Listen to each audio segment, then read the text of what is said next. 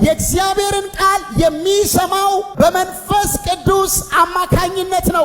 በመንፈስ ከደነዘዘ አንድ ሰው መስማት የእግዚአብሔርን ቃል አይችልም። ዕብራውያን ምዕራፍ 5 ቁጥር 11 ስለ እርሱ የምንናገረው ብዙ ነገር አለን፣ ጆሮቻችሁም ስለፈሰሱ በቃል ልንተረጉመው ጭንቅ ነው ይላል።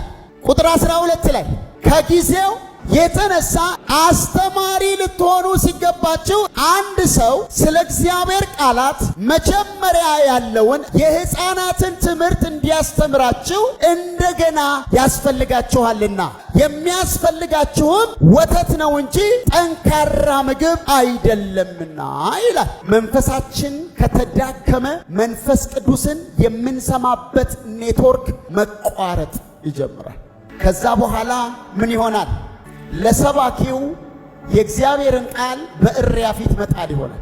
ይሰበካል ብሎ ሰውዬ ምን ተሰበከ ዛሬ? እኔ እንጃ ስለ እምነት ነው መሰለኝ ብሎ ይሄዳል።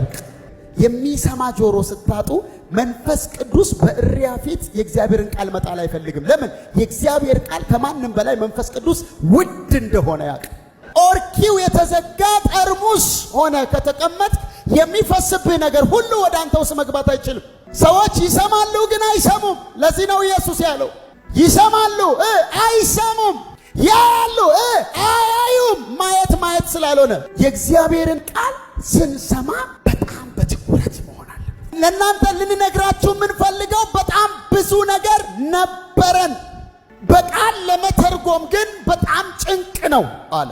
ለምን? ተደፍናችሁ ቁጭ ብላችኋል። ቆርኪው ተደፍኗል። ካልተከፈተ እንዴት ይገባበታል?